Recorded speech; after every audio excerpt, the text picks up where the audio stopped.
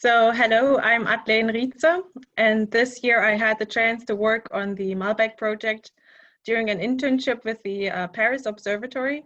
So today I'm going to talk about this project and in particular the optimization of this mobile double station stratospheric meteor observation, which is the work of Jérémie Vaubaillon, myself, Danica, Zilkova, and the rest of the MALBEC team. So MALBEC means Meteor Automated Light Balloon Experimental Camera. And the principle of MALBEC is to observe meteors from two stratospheric balloons and therefore to fly two stabilized stratospheric nacelles in order to determine the origin, the age, and the composition of the meteors by simultaneously observing them from two different sides, as you can see in the picture, so that by triangulation, their exact 3D trajectory and their velocities can be calculated. The main advantage of this project is that it guarantees the success of an observation run of a meteor shower, even in the presence of clouds. In the past, mobile double station observations were already performed, for example, by Jeniskins and Koten, but here it is going to be done stratospheric. To make this kind of double station observation possible, the stations must be separated by a distance ranging from 40 to 100 kilometers. Because for the triangulation, the two cameras cannot be too close or too far, otherwise the measurement is not accurate. And we also have to check the geometry with respect to certain constraints. For example, we don't want the moon, the radiant, and the sun in any of the fields of views. In this picture, you can see what MALBEC looks like currently with a 3-axis stabilization from a flight from the past year. What the team is currently doing, they are improving the stabilization to compensate for the drift, and also they develop an onboard communication between both nacelles. And they hope to be doing really soon scientific flights, so maybe in 2021 or 22. And they develop, of course, data exploitation software. So as I said earlier, for meteor observation, the two cameras are pointed towards the same portion of the atmosphere for the whole duration of the observation run. This is easily achieved from the ground, but when the whole setup is mobile, thorough plans are mandatory in order to guarantee that this chosen area is continuously covered. So for this planning and for these planning and optimization processes, we created these SPICE frames that are shown here in these pictures. So basically we use the SPICE software with its toolkit and libraries provided by NASA, KNIFE. And these so-called SPICE kernels, they help us determine the observation geometry. So for example, we transformed the trajectory of the nacelles, as you can see here. This is, can you see my mouse? I'm not so sure, but if you do, if you don't, the white line would be the trajectory of the nacelles, which we transformed into SPICE spacecraft kernels so that we have this spacecraft ephemeris as given as a function of time. And we also created SPICE kernel frames for the spacecraft, so the balloon constructor in this case, and the launch sites themselves, so that we have the coordinates of the nacelles in whatever frame at all times.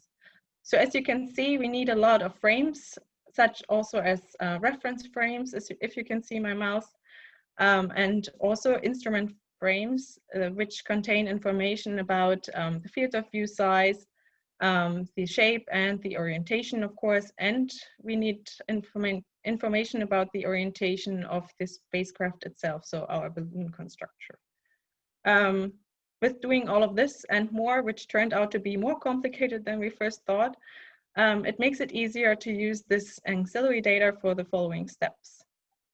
So we had to choose the launch location for our double station. So we need to choose 2 launch sites, and they have to be compatible with the observation of a chosen meteor shower. So we want the 2 to be distant enough so that the triangulation is possible.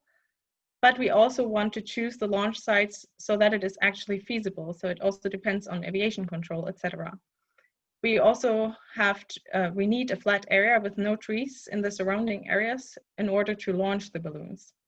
In this figure, you can see predictions of 2 possible 3D trajectories of the nacelles from different launch sites.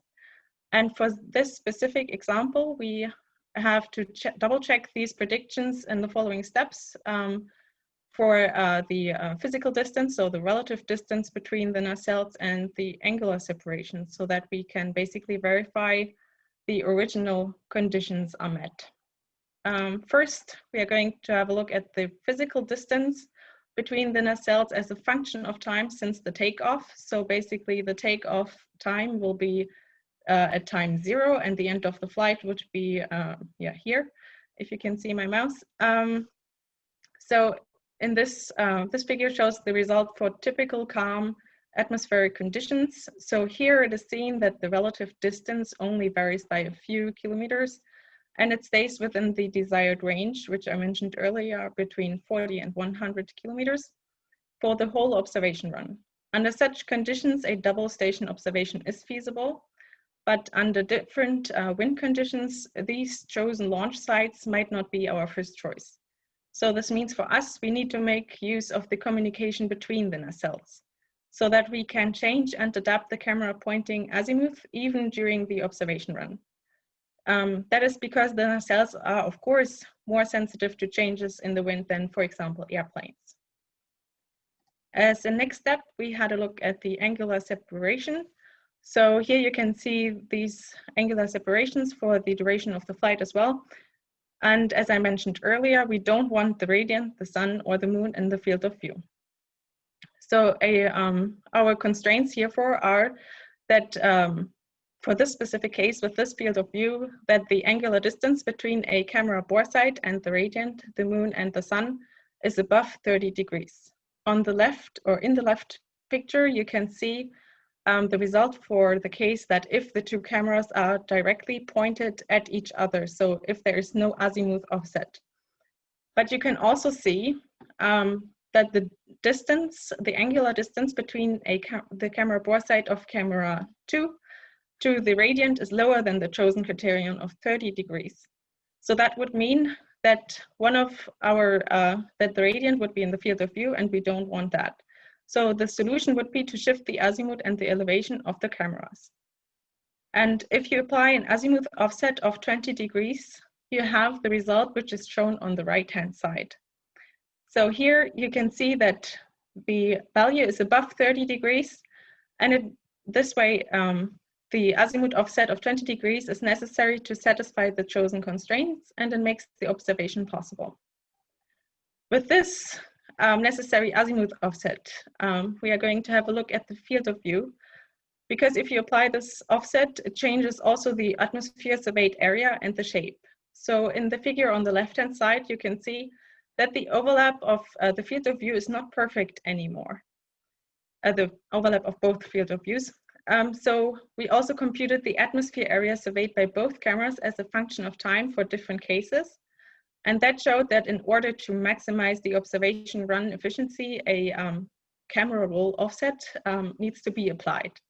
This result is shown on the right-hand side. So here we applied a camera roll offset to the previous configuration of 20 degrees. And you can see that the overlap, that the overlap of the field of views is definitely enhanced after applying this roll offset of 20 degrees. In this animation, I hope you can see it. You can see the change of the field of view over a function of time with the appearances of artificial meteors. So here we took into account the attitude of the nacelles, the field of view of the cameras, and as I mentioned, the appearance of those artificial meteors. I will show it again. And you can see here that in this very case, the gain of the common surveyed area is between 10 to 22% over the whole duration of the flight, in comparison to what I showed before without any roll offset. So as a conclusion, you can say that a mobile double station observation from the stratospheric nacelles is possible and can even be optimized. And now we can even take into account the consideration of the magnitude gain and the magnitude loss. Currently, the MALBEC team is working on the hardware development, and they are currently creating artificial observation of meteors So this will be similar to the work already performed by Gural, Balash, Egal, and Vida. But in this case, it will be for a mobile station. So basically the team is going to be able to quantify the accuracy of the double station measurements, which they can achieve with such a mobile double station. Thank you very much for your attention. Thank you. We'll clap at least one. And which claps I can see. Good. Anyone with a question or comment or clarification or any sort of verbal input to this very nice output? I have a question. Yes, go ahead. Athleen, how do you really get the when these balloons are up, the position or the attitude kernels, so the orientation of the whole thing? Is there some kind of measurement mechanism on board, or how does that work? Yeah, there's a GPS tracker on board. That gives you the position, but not the orientation, right? Oh, the orientation. Yes, we created the orientation according to the both nacelles to each other. I think Jérémie knows a little bit more about that. Yes, if I may, the technology, it's called RTK GPS. So it's a differential GPS. Okay. It allows you to get the pointing direction of the camera with an accuracy of less than 1 degree, depending on the distance between the two antennas. Okay. All right. That's something under development so far. Yeah. Yeah, thank you. Of course, very interesting and thrilling to imagine to have this double balloon flying. Is there any data transmission from the balloon during the flight to the ground, or are simply the data collected and you take the hard disk drives out of it once the balloon has landed again, and do the data processing afterwards? So there is, we get information of the balloon, I think once per minute, if I recall it correctly. Yes. But only about position, but no images or so. The images are later. Okay. So did you lose any balloon already? No, not yet. Quite costly, yeah? Yeah. Yep. Someone trying to call my name, I heard at least. Who was that? I don't know. Any further question to Athleen? How long can the balloon stay in the observing position? So can you observe for half an hour, half a day? I don't know. So I think the usual time is like around 1.5 hours or sometimes 2. It depends on when the balloon is reaching the explosion altitude, and it depends also on the wind conditions when basically the balloon is reaching the explosion altitude. So it's roughly 1.5 hours, I guess. So it's nothing that you can steer. It's really you wait until it reaches the altitude where the balloon explodes and then it's gone. Yeah. Okay. So far, because we have asked CNES to develop a solution for a 4 hours flight, and they were supposed to work on it this year, and they're going to start next year. Okay, cool.